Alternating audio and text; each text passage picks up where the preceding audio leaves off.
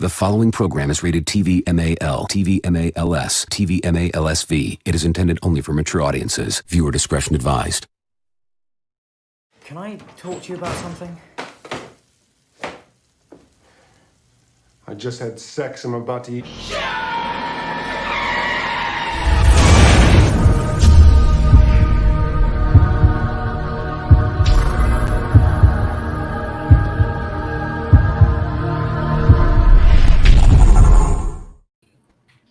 What is up, everybody? Welcome back to This Week in Bullshit. I am your host, Justin Proper, and look what we can do here. We can move shit around. It's so much fun. I love it. I love it. Welcome back, everybody, to the channel. And first and foremost, let's just introduce the panel as we always do. To my left over here, or my right, whatever. As always, the beautiful Reina Creole. How you doing today? I'm doing great, Justin. Glad to be here. Well, I'm glad to have you here as always. And also with us today is Culture Casino. We don't have the poop emoji. Yeah, the poop emoji's missing. Yeah, where is it? Yeah, we do not have it right now just because. Boomer. No, because Stephen Walton ran out of coffee enemas, and yeah, he just couldn't produce it this week. You know, it's going to be okay, people. We are getting a new shipment in next week. Dark roast, and everything will be back to normal. It'll be good. Hopefully. I need more. The world is just not the same. It's just not consistency, the same. Justin. Consistency is key. I agree. Yeah. I agree. Anyways, no, but the reason why I'm not having it right now is just because in the background, just kind of as a tribute, you know, we have Chadwick Boseman. You can't really see him, but you know, I didn't watch Black Panther. I haven't seen very many of his movies, but you know, just hearing his story and everything, you know, fighting through cancer and you know, I mean, and not bitching about it, not playing the victim, not complaining about it. Just, I mean, that's the kind of person you know, people should strive to be. And, you know, we rest in peace, and, you know, I'm praying for his family. But anyways, back to the show. We also have Wes Moody of the Wes Moody webcast. Hey, everybody. Good to be here. It's good to have you here. And also, Tommy is back with us today. How you doing? Hey, what's going on, everybody? Make sure that you keep all your toes tucked in so the Guinea Pig Collective doesn't nibble them off. I've only just realized what your avatar is. Ah, really? Cyborg guinea pig. You just realized that. Yeah. It's like, it reminds me of something, but I can't think. Oh, yeah. And last but certainly not least, our Dick from the UK, Richard. I'm a logic extremist today because that's the thing now. Oh God, was that something that somebody called you? No. Oh, okay. I'm just in one of those moods because the Vulcans have moods now. Well, speaking of Star Trek and living long and prospering, our first story of the day is that we got. Let's just get this out of the way. So the first trans person and the first non-binary character in Star Trek Discovery was just announced. Not much else was given on it. They just made some sort of announcement, if I'm correct on that. For my Trekkies here, you know, I don't know very much about Star Trek, but I've heard that this actually is not true. That the first trans person in Star Trek, like, that's already happened before or something. And people also just went nuts about it in general. People, you know, starting a big fuss over on Twitter, like always. So, Culture Casino, I wanted to ask if you were aware of this and what your thoughts about this. Oh, yeah. This is one of those weird things where I go, well, wait a minute. We had Odo. Odo was a shapeshifter. Therefore, not only non-binary but trans at the same time. I mean, and there's many other examples in Star Trek of this all throughout its history. So when this was announced yesterday, or when I saw it yesterday, I don't know when it was actually announced. When I saw this, I was like, somebody didn't do their homework again. Yeah. Because remember, you had Jadzia Dax as well. Yes, and Dax was symbiote. Yeah, and the first host was a woman, and then the next host, the host was a man, and then the next host was a woman. Yep. I can do you one better. in the original series, you have Kirk and his old flame, and they body swap through the episode. I forget. That was the very last episode of the original series. Oh, Yes. wow. Of the I original remember- series. I remember that Yeah. one. It's been going all the way back.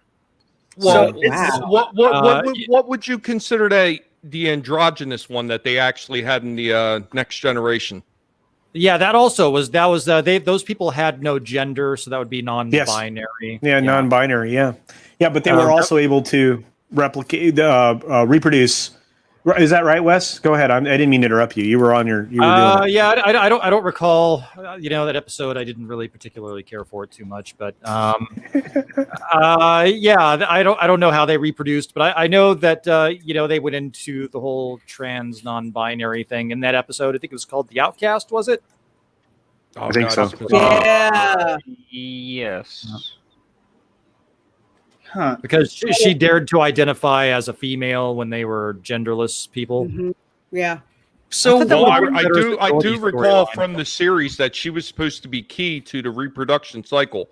So the androgynous person actually would get flipped around to different groups of couples so they could reproduce. that's really strange. I'm just kind of like, I'm kind of confused though. I think my question is, why would they claim that this is the first trans person or the first non-binary person when A, it's not true, and B, why haven't they highlighted that in previous series? Shouldn't they be celebrating that? Well, it's a simple matter of just checking off boxes, because that's what everything has become right now. It's a matter of, hey, can you check that box off right now to appease the masses of completely moronic individuals that are completely outraged by everything? Exactly. And people can't think also, because when they put these characters together, you were kind of like, okay, how does that work together? And you saw through exposition, through episodes, how those characters worked. And they didn't just bring it up. They didn't tell us. They showed us. Holy shit. So we actually accepted that because they were characters with their own stories and they had development. This time around, like Kami was saying, they're just checking the box saying, oh, we have a trans character. Oh, we have a non-binary character. Just identifying them by an identity rather than the strength of what the character is. And that's insulting. Holy crap. Well, Okay, wait, all right. There was also one other episode of TNG that had a trans person, also like a trill. I think it was called The Host. Hey, Yeah, hold on. Hold Hold that thought real quick. Holy shit, Sam. Thank you for that awesome super chat. Holy shit. With dropping a 60 Australian. Oh my God. Yeah, He just whipped it out and threw it on the table for you, Justin. Jesus. Have some money from the both of it. Guys, holy shit. You guys are awesome. Oh, Those are so God. And that just reminded me. I forgot to acknowledge the fucking chat before we went on the first subject. Fucking, oh my God. Why? I'm so sorry about that. Holy shit. Proper's Thank having you, a Sam bad and day Nick. today. My God. Proper's having a bad day today. I am. I've had some technical issues before we started, so it's been very frustrating. But guys, thank you so much, Jesus. And let's just go through and just say hi to everyone in the chat. MMA King, thank you for dropping a like. I appreciate that. Runner, you're awesome. Even though you're just saying hi to Lorena and not anyone else. I see how it is. But Wes Moody, you don't. Yeah, I know I was late. I'm sorry. And you don't have to do that, but I appreciate it. Mary's also here. Mary Mayhem says dislike for waiting. As always, thank you. I appreciate that. You don't know the half of it. Stone Cold Jeremy says, and I thought I was late. Cheers, everyone. Hey, cheers to you too, man. I appreciate it. Stone Cold I Jeremy. seen Miss Sarcastic Nerd was here too. Yeah, she popped in. Thank you for popping in. I don't see her in the StreamYards chat for some reason. Yeah, that because StreamYard stinks. It's not going well. Yeah, for some reason, it's been giving me a lot of trouble. Thank you for the super stickers, Culture Casino, and of course, Mary as well. I appreciate that so much. You don't have to give me the poop emoji every single time and the Doomacorn. Yes, I you love do. it. Look at these lovely people. Yes, they're very lovely. They're awesome. Me82 is also here. Rudy M saying, "Whoa, well, thank you." Yeah, I guess he was talking about when I was moving people around. Very wowed. They said it twice. Fallon reacts says lots of awesome people. I agree. A lot of people are awesome around here. Thank you, Fallon. Sam, it's good to see you here as well. Again, thank you, Nick and Sam, for that the awesome super chat. You guys didn't have to do that. That was way too kind of you. My God. Wow. I can't even. I should get a clip of something like a thank you or something. You need Wayne's World. We're not worthy. We're not Yes, worthy. we're not worthy. We're not worthy. And Alice Cooper like, stop it, you're worthy. Like has to kiss his hand or something ridiculous. Well, given how Keanu's been getting some extra buzz about him lately, may as well just run through a couple of his clips. Right. Okay. And Entertainment and Star Wars, thank you for the thank you for the super sticker as well. Oh my God. Yep. And we had people who were commenting on the whole Star Trek trans thing. I don't even know how we get back to that, but somehow we didn't end up talking about it for 30 minutes. But was there anything you guys wanted to say about it? My internet actually cut out when I was about to say something, but how come this is what they announced? Well, how come they didn't sort of bring light to examples of this being in past Trek? One, they're stupid. Two, they don't understand their past lore. And three, they're too busy jumping the gun on everything they can. Well, I don't think it's so much that they don't understand the past lore. They just don't give a shit about the past lore. And you find that in the same thing with a lot of different franchises. I think my words. They know it. I think my words were they don't care about the past lore. Yes. Yeah. They don't. I don't think they know it. I don't think they've done their homework. I don't even think they care to know either. I mean, I would think that if I was writing on Star Trek, you know what? I want to pull out that Bible and everything else that went before to make sure that what I wrote is in line with everything else. And it's like, they just don't freaking care. They're like, we want to do our version of Star Trek. And if you don't like it, you're a ist, a phobe, or whatever, and you need to get with the times. What, to be fair, speaking on that regard, haven't they even come out and said, well, we don't want to pay attention to the old canon because it's too restrictive? I'm pretty sure they've said that multiple times over there. They're just dumb. They have, and then they can't even stay consistent within their own canon. In fact, they're less consistent with their own canon than they were with the Trek canon. And part of the reason why they're setting Discovery season 3 1,000 years into the future is to be less restricted by canon, but they can't even keep their own BS straight. So that should be fun. Yeah, because it's bad enough. I saw enough of that in Picard, because that's one thing that really pissed me off. I didn't watch Discovery because I'd heard it was so bad. I'm like, no, I'm not going there. But yeah, not being able to stay with their own canon, not being able to even have consistent freaking storytelling in Picard. And it's just like, no, this is not Trek. It's mediocre sci-fi, but it's definitely not Trek. No, but it's the same thing that they've done with so many different franchises, and you could sit there and make and point those examples out every single time. I mean, look what Ruin Johnson did when he got a hold of Star Wars. I mean, he knew exactly what had come before, even if he didn't know it to a heart, to the T, and he didn't know it by heart. He knew exactly what was going on with the story, and he chose to go against everything that was there just because. And that's the same thing that these people that are running Star Trek Discovery, Lower Decks, and all this other trash like Picard, it's the exact same shit they want to do. Just like the people that are running Doctor Who, they know about what people do, but they don't give a shit. They want to check their own boxes. They want to sit there and they want to agitate the people who came before. Because I mean, how many times have they come out and said, well, we don't care about those older fans, we want new fans? Well, here's the thing. Without the old fans, the new fans are not going to wind up being there, because they're not going to be the ones that are going to support those franchises when everything slows down, like is in the case with Star Wars. If it wasn't for all those fans buying the EU stuff, buying the toys, purchasing the comics, would that franchise have been relevant today? I think not. See, I'm actually a little torn on that, because in a sense, it almost feels like they find it fun to destroy such a storied franchise. I mean, what? See it in Star Trek, see it with Star Wars, see it with Doctor Who. We see it in the legendary comic book the legendary comic book franchises as well. It's they get off on destroying the shit that's been built up over the years. See, I think it's more like a temper tantrum. I think that they basically have the mentality and mental capacity of a 2-year-old, and shows in their storytelling. And when someone doesn't like it and raises objections, they throw a fit. And that's what you get with the storytelling that they're doing and with their social media and media blitz. It's just throwing a fit. They're clearly, these people are not having fun with anything.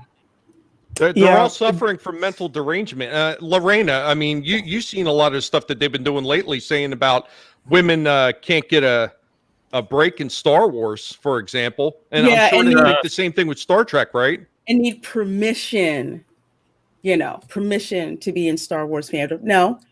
That was that one chick with her project. Yeah, that one chick with Stardust. If you want to laugh, go to that website and freaking read it. Oh my god, it's like the worst freaking fan fiction ever. I would offer up one point to that. Technically, you do need permission to be a Star Wars fan since Disney took over.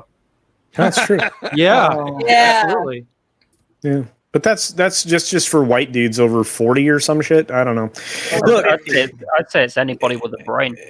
Well, that's true. But no, look, this is a big, and you guys are missing it. This is stunning and brave, and it's huge in the television industry because maybe the things that you're pointing out are true. Maybe we have the first binary non-trans testicle, whatever it is that's going on there in this story, right? Whatever. Anyway. Whatever it is. I can't keep track of the terms. I get them all confused. So please forgive me, of course. Well, we're going to wind up needing an ET too. We're going to need an extra testicle if we're going that route. Yeah, okay, all right. So I don't think there's been any balls on Star Trek since 2018. No, but look, you guys are missing the point. I mean, these actors, these people that are playing these characters actually embody the characters that they're playing, because we have to be able to see a representative of every single shade of everything that's involved in society nowadays. So these are actually people that are, whatever, they're the trans bi products of testicleness. I don't know. Whatever they are representing those characters, and they're doing it well, right? I would. Yes. That remains to be seen. What's strange is that I'm curious. Do these actors, are they actually trans or non-binary, or and if so, okay, so they are. Let's assume that they are even. But if they're not, though, wouldn't it be kind of strange just pointing at somebody saying, you look like you're trans, or you look like you're non-binary? That's weird. That's just odd to me, I guess.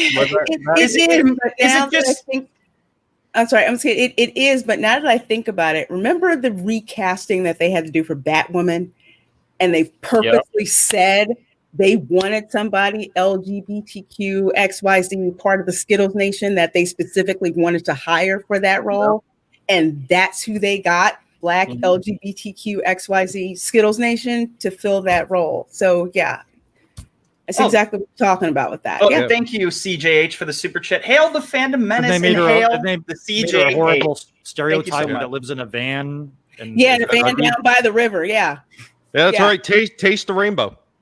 Wow. Okay, so I was right. Blue is actually a non-binary actor. Okay. And Ian Alexander is actually a trans actor. I had to go and look it up to find out just how kooky and crazy this was, kids. And it is exactly as. I just saw that GLAD was added in that, so yeah, Skittles. They pretty much do representative. Hey, they do a real good job of promoting the trash bag. That's for damn sure. Does anybody remember a time where none of this mattered? Yes. Yeah. I remember a time when people wanted it and were pushing it to matter. So we'll go back a little bit from the last fandom I was actively in until it pissed me off, which was Stargate fandom. Okay. So many people started asking for, and even in the end of Deep Space Nine and Star Trek Voyager as well. When are we going to get a gay character? When are we going to get a gay character? We're kind of just like, what does it matter if they're gay? Doesn't it matter like if they're a character? And there was this big push. And it's just like, we don't really understand why that's there. So it started literally, I want to say about 10 years ago. It was starting in the fandom. They were pushing for that. Hang on. They were complaining about that at the end of Deep Space Nine. Yes. I'm sorry, what happened with Jadzia Dax and her old relationship? Because it wasn't blatant enough. I want to say, for lack of a better term, it wasn't gay enough. It wasn't lesbian enough. What does that even mean? Like, it has to be more gay? That doesn't... Right? No. I don't get it, but that's exactly how it's coming up. Don't be surprised, because they tried to pull that same crap with Ruby Rose when she was cast for Batwoman. You're not gay. You're not gay. Oh, you're bi. That's not gay enough. Well, I think that the allegation was that because she identified as non-binary, that she wasn't truly a lesbian because she wasn't a woman. I'm trying to keep track myself, though, because I'm trying to keep track. I mean, how does that even work when you're saying you're non-binary? Because in order to be non-binary, you can't have a 1 or a 0. Does that mean that they have all their bits and parts, pieces removed and covered up? And like, maybe how do you go to the bathroom if you're non-binary? What the fuck is... Okay, now I'm gonna have to look up what non-binary is. Not relating to, composed of, or involving just two things, relating to using or denoting a system of numerical notation that does not have 2 as a base. So yeah, that doesn't say anything. That's what I'm thinking when I hear binary. I'm thinking binary 0s and 1s. If it's non-binary, then it's like nerdy, something like hex or whatever. That's just like different. Think Skittles Nation. It's common core math is the whole cause of this problem. They do hate math too. They hate math. Joe Biden. One can't be 2. Science. For being so open and progressive, I mean, these people love to complain about the smallest little thing. That's true. You do. You need I love this comment. I love that. You need a flow chart for people's gender. Let me say something. Let me say something out loud, and this is going to be it won't be controversial at all. Look, the gay people that are friends and family, they want no part of this stuff. Mm-hmm. My people that I know that are transitioning, for better terms, I think is whatever that is. They want no part of this. None of the people that I know that belong in these communities, the alphabet people, the Skittles, whatever Lorena said, they want absolutely none of this stuff. They don't want to be on display. They want to just be able to live their lives, because they do not give they don't care about any of this stuff. And I will offer up the caveat to that, because there are the few people who do get involved in this because they think it'll do them good. Then they realize what a shitstorm it is. So they kind of put themselves in a trap in a way. Like, and you see a lot of Hollywood weirdos, acting that way. And a lot of people don't even subscribe to this mindset at all. They're just kind of faking their way through it. It's not like you have to have these certain ideologies, or if you don't have them, don't say anything. And the people who are silent most likely don't really agree with this, as I've noticed. Look at the people who are quiet about this. Taste the rainbow. Taste the rainbow. I'm gonna have to get that now. I mean, just to kind of like add some dimension to this. Like, one person, he was trans, and this was a couple years ago, and he worked at Sephora, and he was the most popular in that store. Why? He was good at what he did. No one cared that he was transgender. He just wanted, he never asked if I should call him she or whatever, just wanted to be able to work where he loved to work and interact with people that he loved to interact with. Because I tell people, if it wasn't for somebody trans, I wouldn't know how to put on false eyelashes. But dude was like, most of them just want to be able to just like live their lives and not be, the victim class for flavor of the month or whatever. Mm-hmm. Victim class flavor of the month. That's an interesting way to put it. That's actually perfect.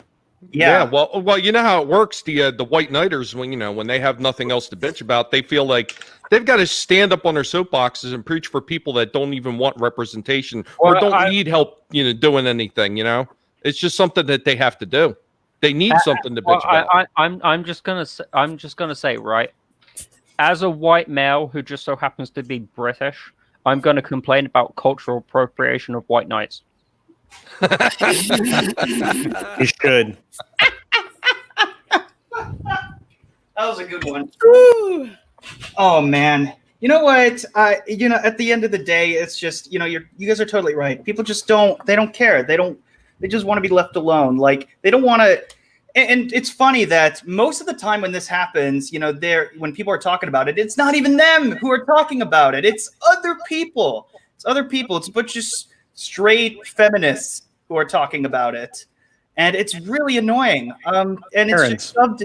Yeah, people are just shoved in this is shoved in their face all the time. And, it's like, do we want to just keep reminding them that they're trans or that they're gay or that they're of a different color, skin or something? No, why would you do that? Why would you keep wanting to point out all of these differences?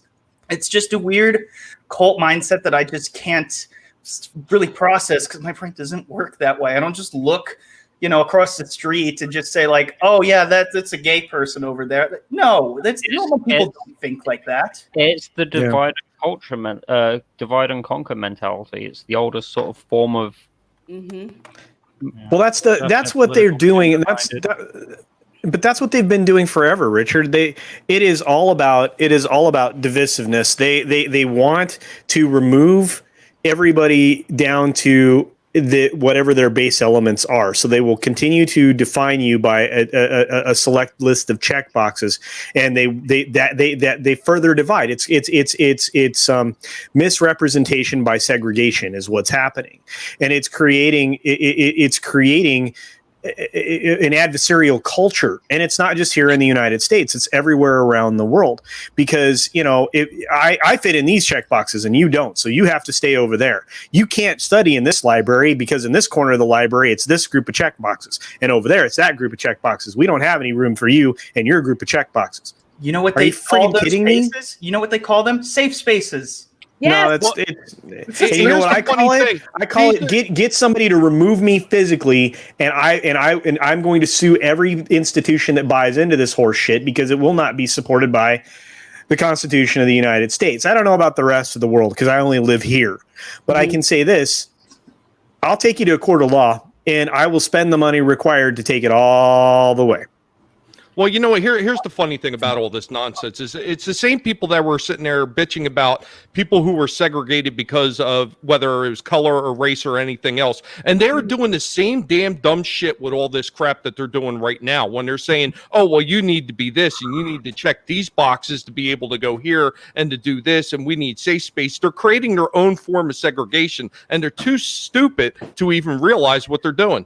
Oh, absolutely. Yep. Because I tell people that you mean to tell me that back in the day in the 60s, when they're fighting against segregation, trying to be integrated, now all of a sudden you're scared and you need a safe space to be whatever, to be Black, to be Asian, whatever. But I'll talk about Black people because I am Black. So you need a safe space to be Black? Are you freaking kidding me? Seriously. It makes zero sense. And it is form of segregation that people fought against, but you think it's okay. You want to be in this separate space so you feel safe, and you can't have people call you out on your BS. And it's ridiculous. And that's a generational difference as well, because my grandparents, they wouldn't have put up for this crap. See, I would offer up one sort of counterpoint to you, what you're saying, culture. Like, the Constitution will defend its people, and it's a great thing that you've got it. But there's the law in theory and the law in practice. if the courts get infested with this shit, it doesn't matter what the Constitution says. Laws only matter if they're enforced. Well, and that's the problem. But Richard, these laws have existed for decades and decades and decades that protect everybody in their individuality. And instead of actually enforcing those laws in this country and elsewhere in the world, but primarily here, I can speak about intelligently. Well, semi-intelligently. But I can say that there are plenty of laws on the books to protect everybody. There is no need to add additional laws. And yet we start writing additional laws to make certain groups more equal. Well, you already enjoy these protections. How many more of these protections do you need? None. You need none more. Do none. And that's what I was telling someone about this legislation. I think it did pass in Pennsylvania, where they wanted to have this special legislation to protect LGBTQ people from discrimination. I said, don't we have anti-discrimination laws on the books already? Mm-hmm. Don't we have those? So what makes it different? What makes it special that it's more of a problem if you're LGBTQ and discriminated against, as opposed to if you're Black and discriminated against, or if you're a woman and you're discriminated against, or if you're a white man, you're discriminated against. We already have laws for that. But you have people who benefit from that outrage industry that want to keep putting these additional laws in the book. And Culture is right. It's like we have these laws, but for whatever special interest out there, they keep piling on more and more and more, and we don't need them. But if you say that you don't need them, then you get called an istophobe or whatever.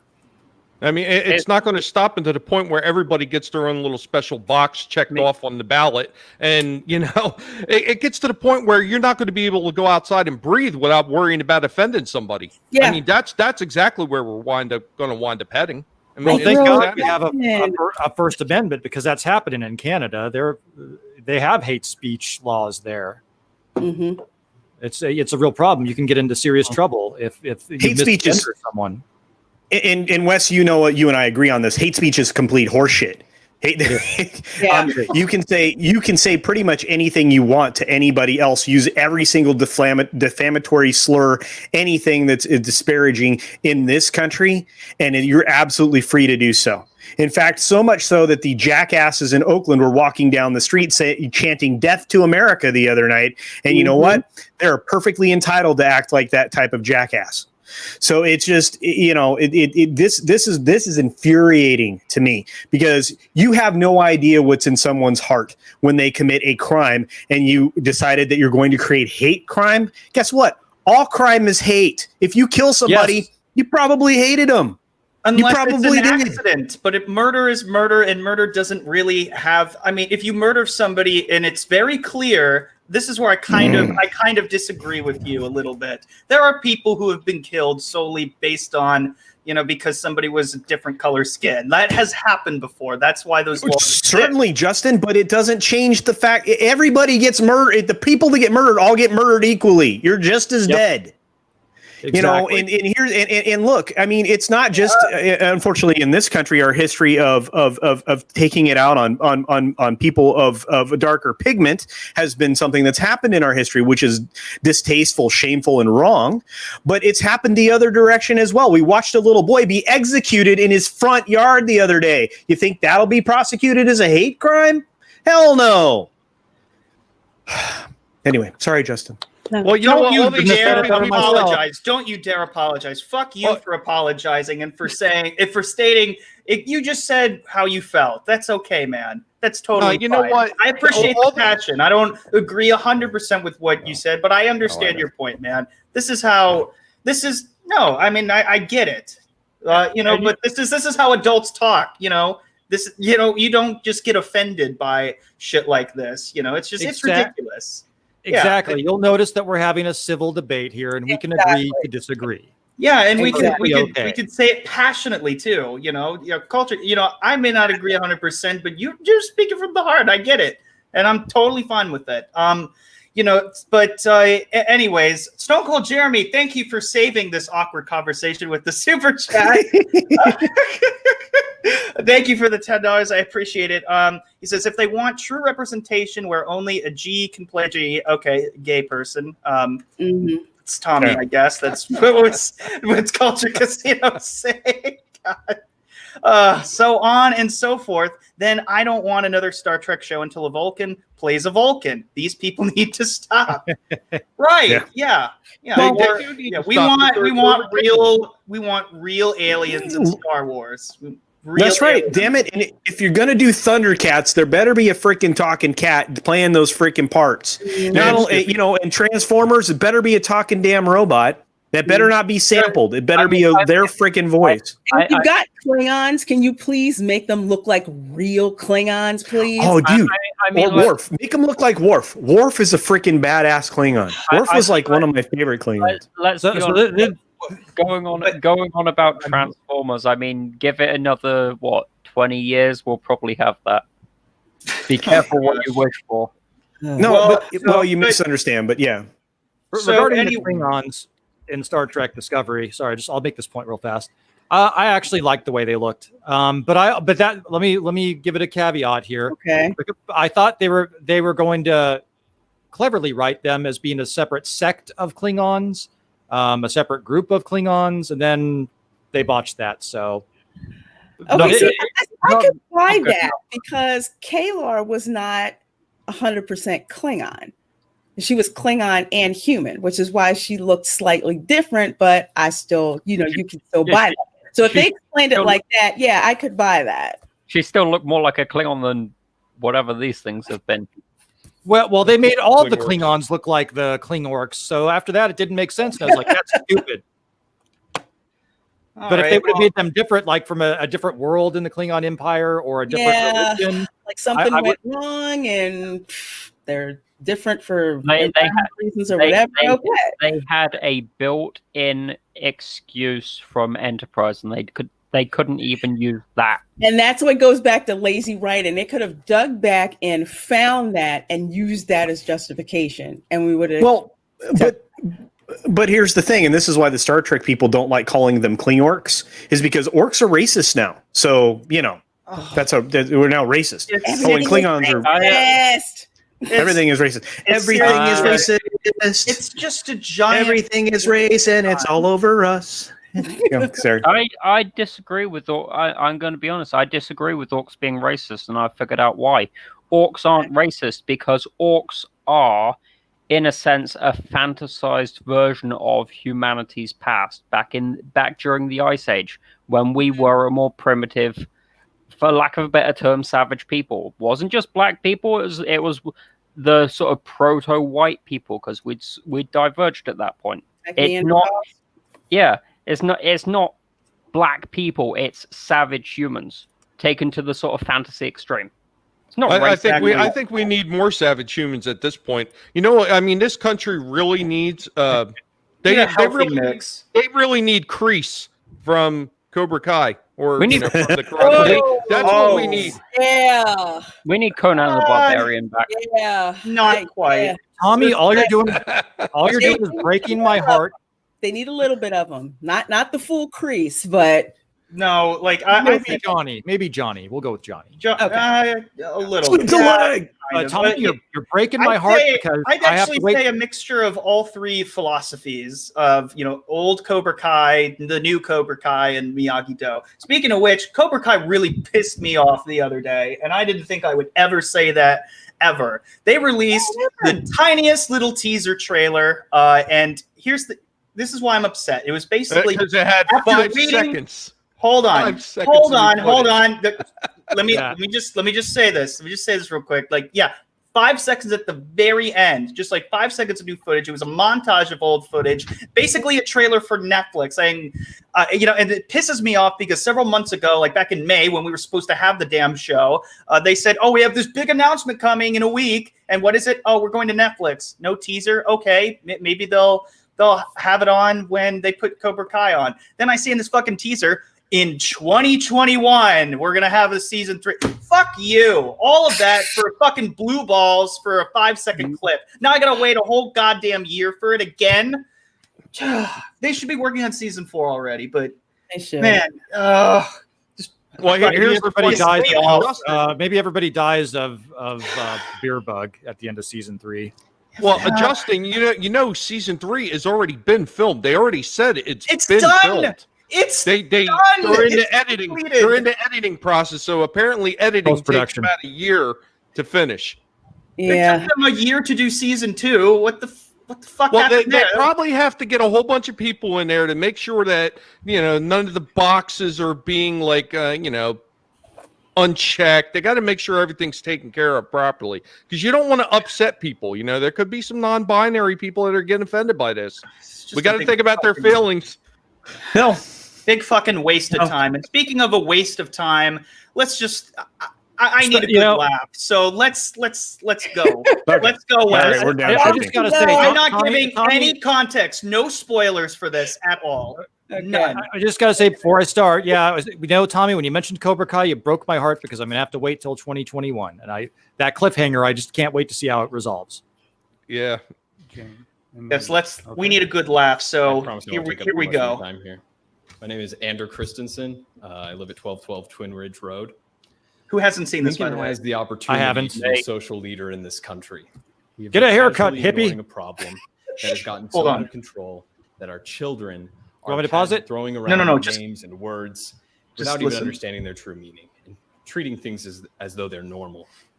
I go into nice family restaurants and I see people throwing this name around and pretending as though everything is just fine. I'm talking about boneless chicken wings. I propose that we as a city remove the... Excuse me. Excuse me. I propose that we as a city remove the name boneless wings from our menus and from our hearts. Get out of here. These are our reasons why. Number one, nothing about boneless chicken wings actually come from the wing of a chicken. We would be disgusted if a butcher was mislabeling their cuts of meat, but then we go around and pretending as though the breast of the chicken is its wing. Number two, boneless chicken wings are just chicken tenders, which are already boneless. I don't go to order boneless tacos. I don't go and order boneless club sandwiches. I don't ask for boneless auto repair. It's just what's expected. Is he an And then number engineer? three, we need to raise our children. Our children are raised being afraid of having bones attached to their meat. That's where meat comes from. I It grows think from what bone. this is this guy has some kind of problem with his own The bone. chicken is from a chicken, and it's delicious. I propose that we rename boneless wings in the city of Lincoln. We can call them buffalo-style chicken tenders. We can call them wet tenders. We can call them saucy nugs or Is trash. he trolling? We can take these steps and show the country that where we stand and that we understand that we've been living a lie for far too long. He's And we trolling. know Representation for we feel it chickens. in our bones. Oh, I'm sorry. Okay. He's trolling. I would like to just comment here. For the record, that's my son. Oh God, and he's taking credit for that shit. That was an That's a brave epic man. troll. That's I what was I'm doing saying. everything. That is a Yeah. brave man. Yeah. 'Cause you know what? If that was my kid up there, I'd be like, I ain't never seen that guy before in my life. No, and you know what? He was making a larger point, and I hope everybody caught it because it was exactly everything we were just talking about. So well done. Did you think that they were going to talk about gender or something ridiculous like that, or like some sort of weird what were your expectations? Well, I'd already seen the clip, so I was in. That's why I kept I was deadpan the entire time because I didn't want to give away. So. I hadn't seen it, so I wasn't quite sure where he was going. But in the end, where he's bringing up alternative names and stuff, I'm like, crap, this is a troll. This is too detailed. It is. It is. And I'm just like, Well, hang on And now. people took it seriously. yes. Hang on now. I'm one of those people who would take it seriously because these are the kind of discussions that we'd have about Star Trek or Star Wars. Some people are like that with food. Well, sure, but the point is it's ridiculous. In name only, we're changing the name of something because it's not 100% representative of the other thing or what it actually is, which is essentially non-binary, trans, testicle, all the other stuff that we were talking about earlier. So. That's funny. It's the tender party. I don't know. Damn it, culture! You keep forgetting about the extra testicles. Stop leaving them out. Personal privilege. all I'm gonna say All I'm gonna say is that I vote for Saucy Nugs for 2020. I do too. I do too. Oh my god. I do too. We needed that good laugh in the middle. Yeah. It's funny. Oh god. I was thinking of saving that for the end, but you know what? I'm just gonna throw this in there. just for shits and giggles. We're already almost an hour in anyway, so yeah, and we have one more topic to discuss. Of course, everything coming out with John Boyega. He had a GQ article that just came out. Here's a. Oh, wait a minute. Sorry, that's Kevin Hart. Whoopsies. For those of you who watched last week's show, yeah, you'll understand the reference. Oh wait, that's Usain Bolt. Oh, I thought that was dude, Rock. Why do you keep putting up the Rock up there?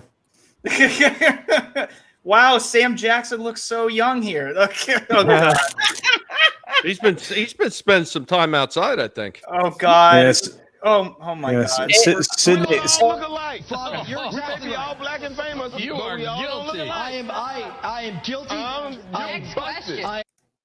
I'll tell you what, right there, CNN. that was probably the best that I've ever seen Ike Turner look. That was amazing. God damn it. No, we're not doing this again. We're not doing this again. Look, Sidney Poitier is a hell of an actor. That's all I have to say about that. Who is that? I don't know who that is. You're gonna have to look him up, Justin. Okay. Now they call me Mr. Tibbs. Proper. I'm just going to say something. You've actually pissed me off now because you saying what you did. You saying what you did about Samuel Jackson looking so young. You've just reminded me that back before The Last Jedi, there were rumors that Sam Jackson was actually going to be Mace Windu and Finn was going to be his son. That'd have been perfect. Why did? Damn it. Oh well. Anyways, so he had this very lengthy GQ article here, saying I'm the only cast member whose experience of Star Wars was based on their race, and I'd love to go through the entire article, but that would take way too long to do. Luckily, Ichibaka was able to summarize it pretty well, so shout out to him. So. Goes like, recently, John Boyega sat down with GQ magazine and made the following statements. Other directors agreed, and in 2014, he found himself brought into the Star Wars fold by J.J. Abrams. Cue his reveal as a conflicted stormtrooper known once as FN2187, an absurd attempted boycott, the fourth highest grossing film of all time, and laterally the millions that enabled Boyega to surprise his parents with their own brand new house 3 years ago. Yet again, this is another instance when Boyega seems keen to revise the public record on how something really played out, whereas previously he responded to the flagrantly racist commentary that greeted his casting in The Force Awakens with the bullishness, get used to it, as his since deleted Instagram response post had it. Now he is keen to discuss the lasting psychic wounds that an ordeal like that leaves. I'm the only cast member who had their own unique experience of that franchise based on their race. Let's just leave it like that. It makes you angry with the process like that. It makes you much more militant. It changes you because you realize I got given this opportunity, but I'm in an industry that wasn't even ready for me. Nobody else in the cast had people saying they were going to boycott the movie because they were in it. But nobody else had, that's just what it says. Nobody else had the uproar and death threats sent to their Instagram DMs and social media saying, black this and black that, and you shouldn't be a stormtrooper. Nobody else had that experience. But yet people are surprised that I'm this way. That's my frustration. He has since made his peace, and following that intense 2017 period, he attempted therapy to deal with some horrible personality traits, but he lets his point settle as our mocktails melt to minted slush on the low table between us. This is very interesting. But later on, he addresses a lot of different things in this article. But one that a lot of people pointed out that for some reason, oh my God, Bruce Lombardo says. Thank you for the super chat. Point of personal privilege. All of you should have a story to tell. Write anything, and you will, in time, be able to tell it very well. Do not doubt what talents are latent. I have faith in you. Thank you, man. I really appreciate it. He sent another one. Holy shit. Hail Bruce Lombardo. Hail Bruce Lombardo. He says, do not allow others to tell you your story is lacking. Please, someone play defense attorney for the novelization of The Last Jedi. I want to hear it. I haven't laughed this week. Your story is good. Oh my goodness. Oh my goodness. That there is a quote that comes. You just to mind. made my day, man. Because fuck you. That's why.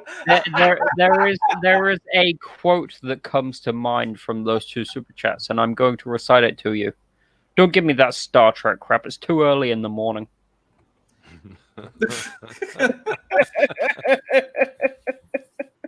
Oh my god. What is he saying? Go for what? Culture Casino. I don't know what he's saying. No, I've been drafting a chapter a week for the last 3 weeks. I actually did what he said before he suggested it to you. So yeah, I've been and I'm thinking of actually instead changing it to a screenplay. But I'm fleshing out a story I've had in my head for a while. So it's that's what he's referring to. So well, that's really nice. That's actually really good advice.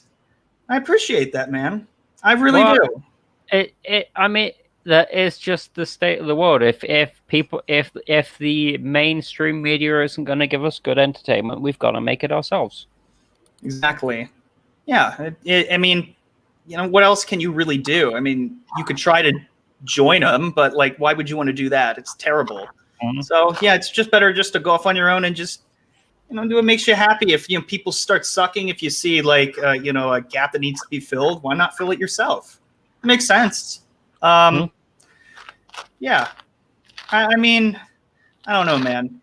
I don't know. But anyways, getting back to this whole thing. So one of the things that I came across is, and I'm not sure where it is there, but he had mentioned that one of the things that people were confused about was that if he were, and it's a good thing that he's speaking out against, not really against Star Wars, well, kind of. It wasn't really the best process for him. One of the things that he mentioned was that he was afraid to, support Black Lives Matter because he was worried he wouldn't have a career.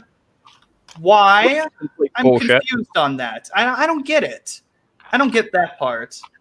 I don't know. Why? What now? That is complete bullshit because we've seen, even since before he got involved, that Hollywood's basically been bending over backwards to support Black Lives Matter. Absolutely, especially Black Lives Matter with the $sign, because there's two things that I tell people about Black Lives Matter. There's Black Lives Matter, the peaceful grassroots movement, and then there's Black Lives Matter Incorporated, which is basically a fundraising arm for the DNC. That last one is the one that all of these companies, including Disney, is hooked into. So if he supported Black Lives Matter, he still have a job because Hollywood freaking loves Black Lives Matter Incorporated. They love it. I mean, he's either stupid, which I don't believe, or he's deliberately playing the game. Because this statement is basically Hollywood isn't woke enough, which anyone with a brain will know full well. Hollywood will immediately bend over backwards to try and capitulate, because that's what they do. I just think he needs more therapy. Well, apparently, he apparently seems to have problems telling the truth. So. Yeah, I mean, here's the thing. The whole Black Stormtrooper thing, the media turned that into a thing. I thought it was because the Stormtroopers canonically were kind of an offshoot of the clone troopers. Yes. And those were Tamora Morrison. Well, I mean, they were later Tamora Morrison. Before that, they were. I felt it was more or less, in the trailers, it was shown that, he was, fighting Kylo Ren. I was like, oh, he's going to be a Jedi. Like, nope, fuck you. It's this boring, bland Rey character. Like, fuck off. No one. Big twist. Jesus. It was very poor. It was very poorly done. He was clearly force sensitive. They not only abandoned the opportunity to do a great story, They didn't do a good job of saying why there was a black stormtrooper, which was easy to understand. They had moved away from clone troopers and had been, bringing in their own versions of clones. Canonic. I cannot say that word. Canonical. Canonically. Thank you. Yeah, they were bringing in their own versions of clone troopers that represented all the colors of the rainbow in that period of time. Would have been really easy explanation. I don't really care. And, the stormtroopers were slaves, which was the whole point of the designation system that they used. At least that's what I took away from Disney Star Wars. A little different than, and he has some, the other stuff. And he had some criticism for, Disney Stars as well, getting to, a further point that I wanted to make. In the continued afterglow of that first franchise, I can't fucking read right now. Defibrillating. I know. Star Wars film. He continued to notice a stylist he'd hired when he first started doing press, cringing at certain clothes I wanted to go for. The hairdresser, who had no experience of working with hair like his, but still had the guts to pretend. And he decided that he could no longer grin and bear it like a grateful competition winner. See, that's his problem. Sorry, I mean to interrupt you, Justin. That's his problem. That's something that he should have pushed back on right away. Because if you're on a Disney film, you mean to tell me that they couldn't hire you a halfway decent, competent hairdresser that could deal with black hair and a stylist? They're supposed to pick out stuff that you want to wear. So whether they're cringing at what you want to pick or not, that's not their job. Their job is to give you what it is that you want to freaking wear. Well, do you suppose that it really was a problem with the hairdresser, or was it just a problem that he had with the particular style that they had chosen for him? I think it was the problem with the person themselves, possibly. It may have been the person. It may have been that they may not have had experience working with ethnic hair. And if that's the case, he should have gotten someone else to do that, because there's plenty. There's plenty. Right, and he goes on saying during the press for The Force Awakens, I went along with it. And obviously at the time, I was very genuinely happy to be a part of it. But my dad always tells me one thing: don't overpay with respect. You can pay respect, but sometimes you'll be overpaying and selling yourself short, which is exactly what you just said. Well, exactly. That's on him. And that was during the press. That was after he already did the film. He should be like, okay, like the film's already done. Like we're good, but now press time and everything. The hard part's over with, really. There is one thing. This is probably going to sound weird, but with him complaining about the stylist sort of complaining almost about the clothes he wanted to go for. Have you ever noticed since he started getting involved with Lucasfilm, John Boyega's almost gone for the sort of stereotypical, almost super black sort of choices in almost everything he does. It's really weird. Do you mean like his film roles, or no? It's like the sort of way he presents himself, the sort of clothes he wears, sort of the presentations. It's like, since he started working with Lucasfilm, he's almost gone sort of... I can't think of a sort of more accurate term to use than sort of... He's almost gone super black. It's really weird. What does that even mean? I know what you're getting at, Richard. Well, wait a minute. Which era is he talking about, though? I mean, what do you mean? If you're going like 70s, you're getting like the pimp look with the big giant shoes with the platforms on them. I mean, if you're going more modern times, are you talking about like, the ghetto thug hoods? And I grew up with them and I know what they look like, and I've never seen Boyega look like that. I mean, I'm failing to understand exactly where you're going with it. Do you mean like an attitude like he's more activist, or... Because I think I get what you're saying, but I'm just trying to draw a picture. He seems to sort of be very playing on the African tropes to a sort of heightened degree, almost in a stereotypical way, which is something I've only sort of noticed from him since since the last Okay, Jedi. see, here's the disconnect that's going to be between me and between John Boyega. The only thing that I really have in common with John Boyega is that we both have ancestors from Nigeria. So there's a Black American experience, and then there's a Nigerian experience. And historically, in this country, Black Americans and Nigerians have been butting heads for centuries. Well, not centuries, but for us, say the last 50 years, with a lot of them immigrating into the country. So is it that he seems to be more, I would say more Afrocentric?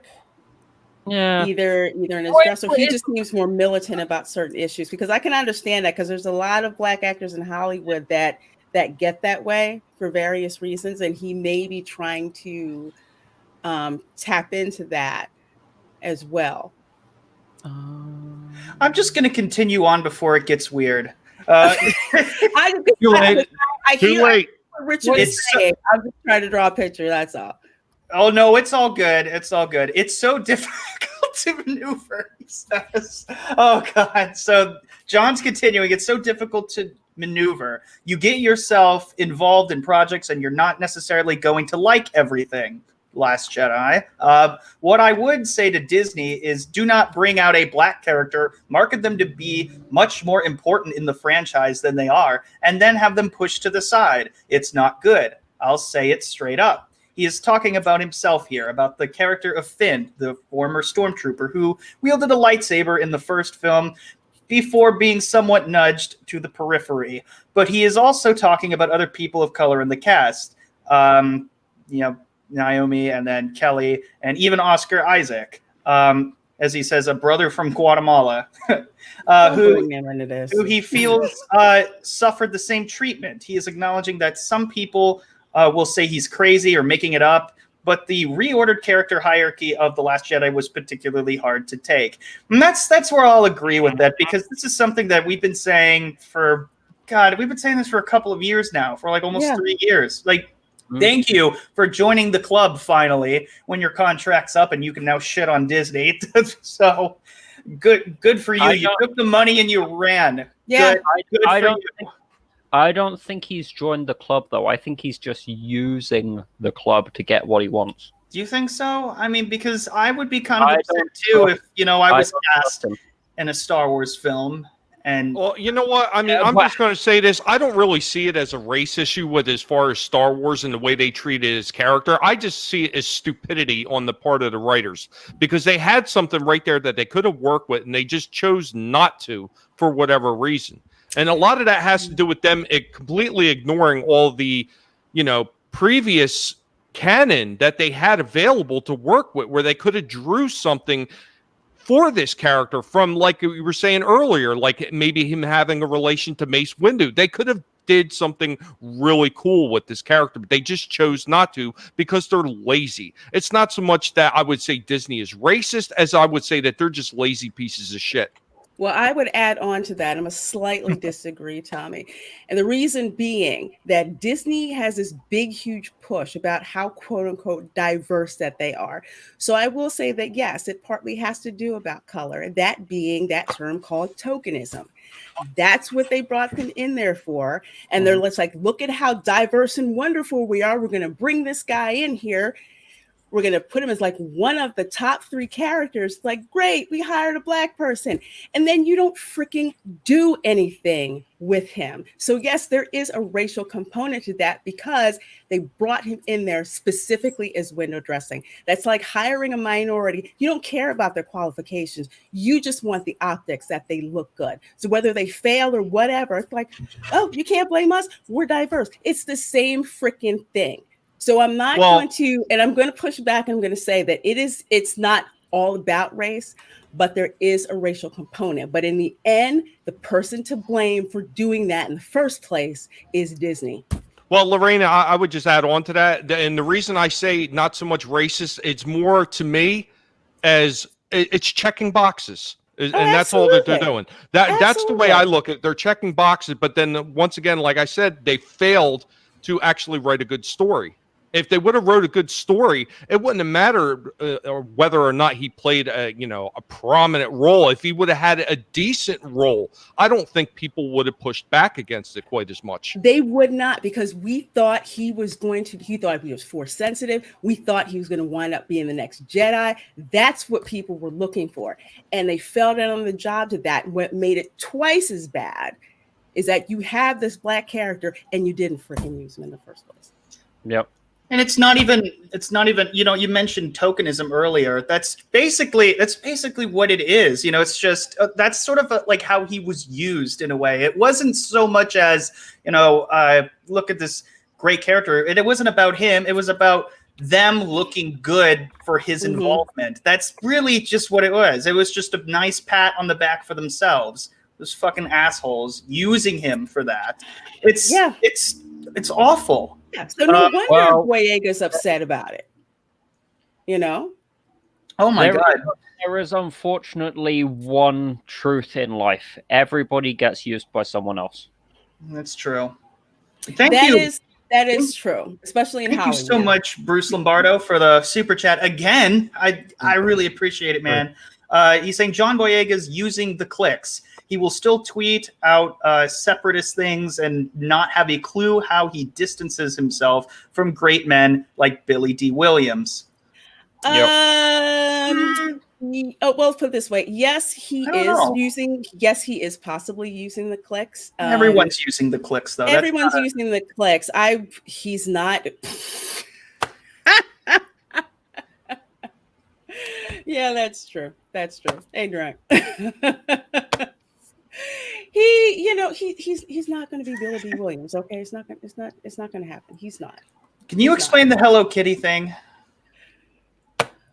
Okay. No, apparently not. Yes.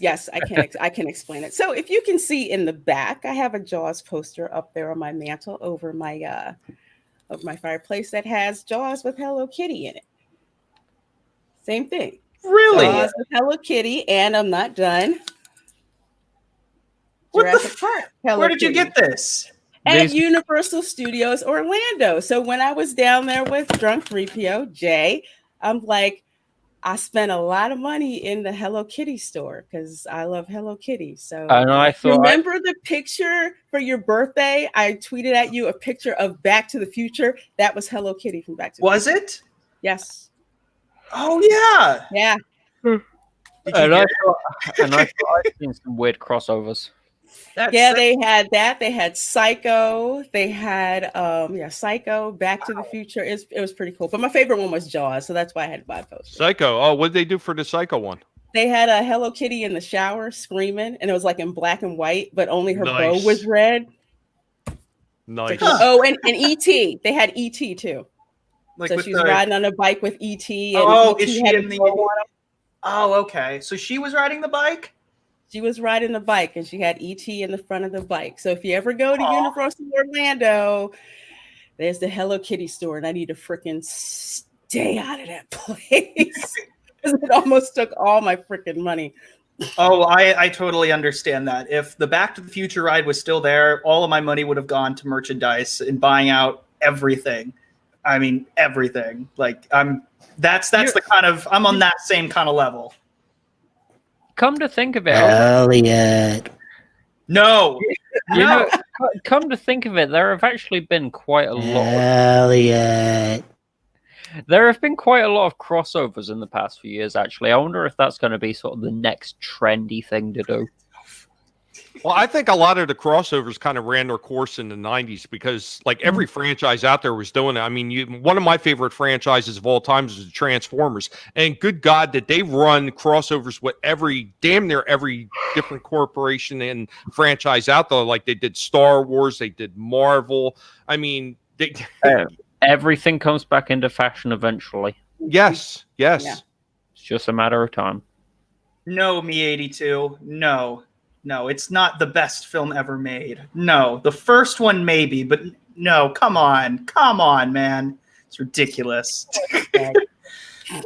Anyways, do we have anything else to add for John Boyega?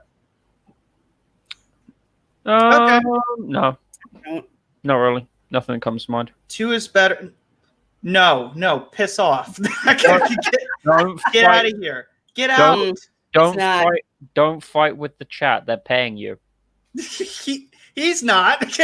Also, he's also Thug Life Jeremy, so he can go fuck himself. You'll get thugged if you keep going. Oh my goodness. Yeah, he's ridiculous. He knows exactly what to say to piss me off. He just does it in the right ways. Not really. Love you, man. But seriously? Do you have the Toyota? All right. I mean, I'll drive it. I don't know if I want to buy it. If you had a DeLorean, it might be another thing. Wow, Bruce, I forgot completely about that. All right. And I think it's time, as we always do with every single stream, we're going to go with a lightning round of some of the stupid that we have in our world today, just to kind of lighten the mood a bit. So first off, I don't even know what to say about this, but a man robbed a pizza restaurant right after applying for a job there and got caught. What else did you expect exactly? The man stole a tip jar from Pizza d'Or in North Catasuga. Like, how do you pronounce that? I've never. Where is Ask Tommy. Tommy knows how to say it. Katasqua. Katasqua. Oh, okay. He also used a knife to threaten an employee. He had filled out a job application with his personal information on it, including his name and address. He apparently had a change of heart right after filling out the job information. Wilmer Chinchilla? I know, Bruce Lombardo. I thought this was Florida too for a second. Oh my God! See, it's not just Florida. It's not just Florida, people. Yeah, it's like, whoo. Oh my God! Not us. Well, Pete ran out with $220. Like, you had a tip jar that had that much money in it? Wow. It must be really good pizza. They need to be more careful with their damn tip jars. They did. Oh wait, this is in Pennsylvania. Holy crap! Yeah. Yep. Yes, it is. Yes, it is. So you're still not off the hook right now. Dang it. Hopefully it's Western Pennsylvania, and it'll be better. I don't know. We'll see. But this is Richard. This is your neck of the woods. So UK diner was caught on CCTV sprinkling pubes on food. What do you got to say about that? Our dick from the UK. What do you have? Explain yourself. I want to know what it was that pissed off the whoever it was that prepared that food that badly. Apparently he did it multiple times. So yeah. So that was this is one of our assholes of the day for sure.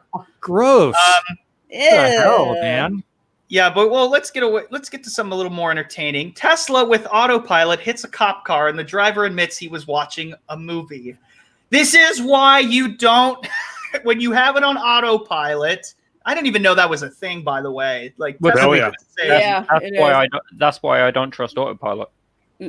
But like, so what does that mean? He's off the hook? No, it works. It works 99.9% of the time. So in about 20 years, if this was 20 years in the future, yeah, he probably would be off the hook, but not right now because the laws haven't adopted. God will. Why turn the cameras off? You're supposed to be in control of your vehicle. That's what they'll say. It's just spice on the pizza? No, my friend. No. Oh my gosh. The fuck is why? If he was getting away with it so long, it clearly doesn't affect the taste. Oh my, ew, that's disgusting. Yeah, I take offense at that American food comment. I don't associate with that, man. Yeah, because I mean, have you ever eaten food in the UK? It's like the equivalent of like doormats. Yeah, unless it's fish and chips, I don't freaking want it. Hey, yeah, I had some lovely grilled chicken earlier. You can fuck off.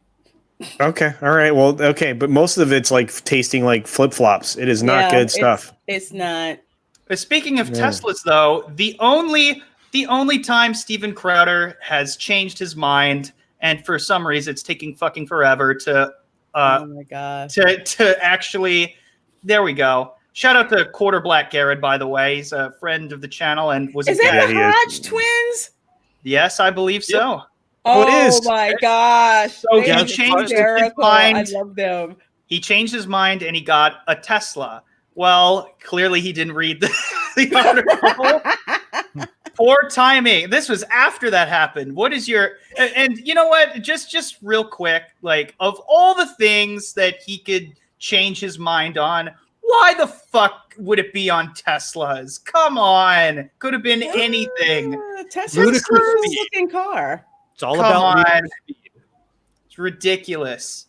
Ridiculous. Oh my gosh. Those things go 0 to 60 in pretty close, like 2.5 seconds. That would make me change my mind. I don't know. We have a Tesla. We have a Tesla showroom actually in this really expensive mall near where I live. Gary speaks pretty highly of Tesla over at Nerdrotic. Mechanically. I think they're very unattractive cars, though. I don't know. I feel like they hired 90s GM stylists to come in there or something. Very you have to remember, it's not about the looks, though, Wes. And I know you and I are both get hung up on that when it comes to cars. But for a Tesla, it's all about the aerodynamic efficiency to maximize the battery range. Mm-hmm. So, I mean, you know, I love the Teslas. Looks better than a Volt. I know that.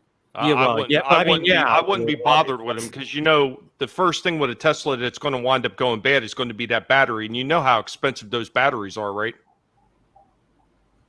Oh, yeah, indeed. I do not. You could replace an engine in a traditional car and it'll be on the cheap compared to a battery in a Tesla. Dang. Ouch. Right. Yep. Well, we got a few more to just kind of go through. So let's see what else is in the news. Bush has released a beer for dogs. It's literally called Dog Brew. How does a dog stick his tongue in there? Why? Well, I mean, it is non-alcoholic. You know what? This is not really that surprising, though, really, because I mean they've had dog ice cream for years in Frosty Paws.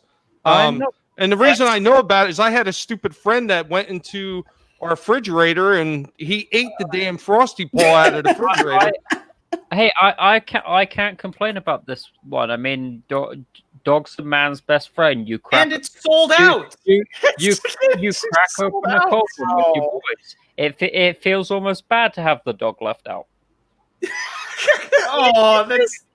Can't you just buy alcoholic beer and give it to him? I don't. All of my dogs. You can't because of the sugars that are in the traditional non-alcoholic beers. Okay, I gotcha. Yeah. All of my dogs have loved beer. Oh wow! Thank you, Stephanie Littlepage, for the super chat. If I found pubic hair in my food, I wouldn't pass go, but instead go straight to the health inspector. Yeah, I'll tell you what. No kidding, what kind of people actually have studied pubic hair to the point where they can identify it just by seeing it? I mean, how do you know it's just not a long hair out of somebody's beard? Because you know what? I'm sure that there's a lot of people's beards that almost look like pubic hair. Matter of fact, I've seen it. Culture. Okay. Well, if dogs have Bush dog brew, this is the FDA says please don't drink hand sanitizer even if it's sold in a beer can. You're stupid. Well, why does this exist? Why does this exist? I have no idea what is it bad that reminds me of Romulan ale?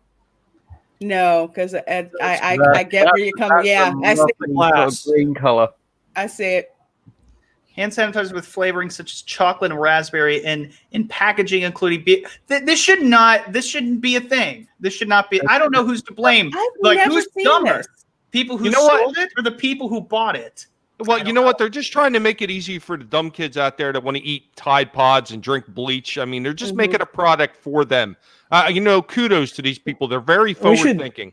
We should hand this out to every Antifa member and all of the paid. Here you go, guys. Problem solved. We got to wrap it up in just a second. But I'm just going to say, this sounds like some kind of Alex Jones sort of conspiracy thing that he'd gone around about. Something like that. Well, anyways, we also have an air pilots landing at LAX report a guy in a jetpack flying alongside them. And here is the picture of the man. Well, funnily enough, that was the first thing that came to mind. We have I saw that article. I was like, suspect right here.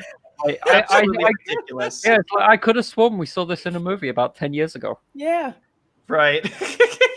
So stupid. You know, Wes is off camera, so you know it was Wes. You know, Wes has a jetpack just sitting at his house. You know he does. Tell him to go buy Randy's Donuts while he's out there. And last, but certainly not least, our Karen of the week. A woman walks onto the airplane wing after complaining she's too hot as stunned passengers watch her open doors onto the runway. I will say one thing though, with jetpacks being a thing now, we're going to have to completely rethink our sort of aviation regulations. Yeah, probably. Well, anyways, why do you want to take the fun away? I mean, how much fun would it be? Some idiot just get in their jetpack, fly up in the air, and just get hit by a passing plane. You're going to try to take that fun away from me? I'm more concerned about the people in the plane. They'll be fine. He'll just splat, and then the jetpack will bounce off the plane. It'll be okay. Wasn't a jetpack, just a wizard. Just a wizard. Anyways, that's about it for today. Thank you, everybody, for joining. I think we had one more super chat. Stone Cold Jeremy says, nothing beats a 72 Chevy Chevelle SS. Wow. That's a sweet car. I agree. I'm going to have to buy one now just for fun. Easy, Culture, easy. 72. Yeah, I know. I know. That'll be me riding on my broom. Get the mop out, buddy. I know. Oh, my goodness. I got really happy about that Chevelle.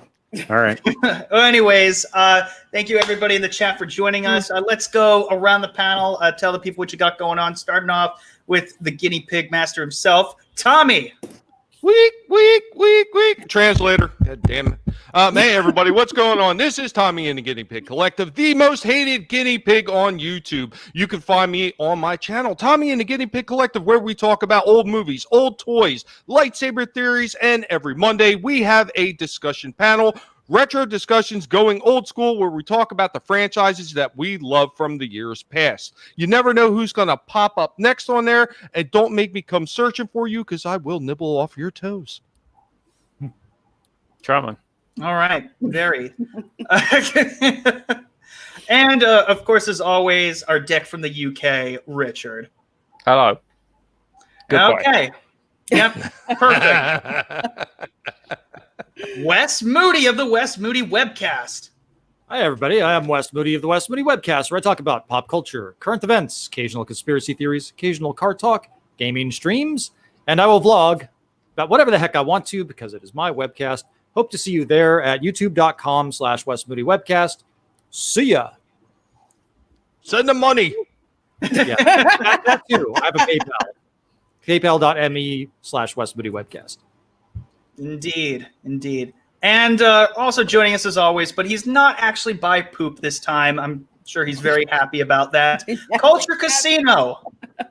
Hey, I'm Culture Casino. I have I have a channel too, but I'm always hanging out with Wes. It seems like at least 4 or 5 days a week, Wes and I hang out and talk about various things, mostly on his channel, sometimes on mine. I get to hang out with Reina Creole on Sunday nights, which is a super party when we're talking about Florida. I get to hang out with Justin only once a week, but sometimes he shows up on other places where I am, which is really kind of fun. Tommy, I get to hang out with regular, and I'm just happy to be here. I wish you all the best, and you guys in the chat are awesome. You guys were great tonight. Thank you very much. You make this show. And hopefully, if you're not subscribed to me, you'll consider at least seeing some of my videos. And if not, go sub to Wes or Lorena or Tommy. Or this channel. Or Richard. And last but certainly not Stay least, happy, my friends. hosting the Queen's Council coming up next at 9 p.m., the lovely Reina Creole. Hey everybody, I'm Reina Creole, bringing you that spice to sci-fi and pop culture analysis. On my channel, I recently dropped a spoiler-free review of the movie Tenet, which I saw on Monday, which is very cool. So please do check that out. Of course, you can find me here Thursday nights at 7 p.m. on This Week in BS with all of these lovely people. At 9 p.m. tonight, the Queen's Council will be on my channel. So hopefully you can drop by and enjoy some fun shenanigans, and basically it's a lot of crap talking between the queen, so lots of fun. You can also find me tomorrow at 9 p.m. on Orange Hat Reviews channel, where we talk about year 5 of Harry Potter. And of course, I just got back from Universal Studios, so I am up to here in Harry Potter swag and experience, so that's going to be cool. Saturday, you can find me at 7 p.m. on author Stephen Walton's channel for Rogue Entertainment.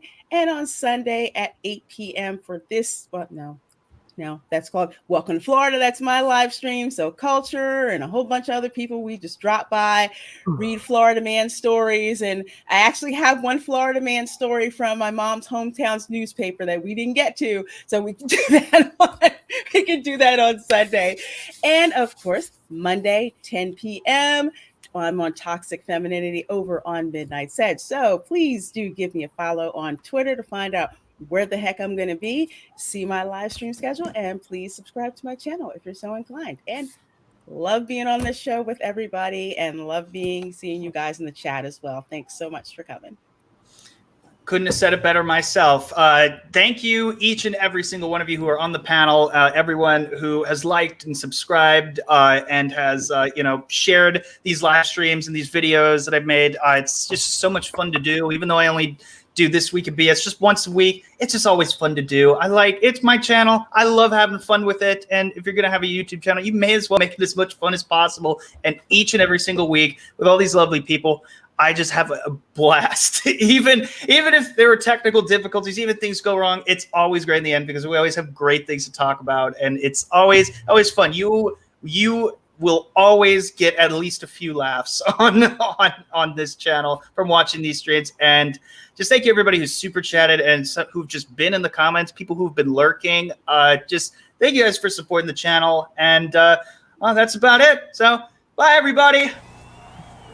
Well, thanks to the lame ass security, I'm going home.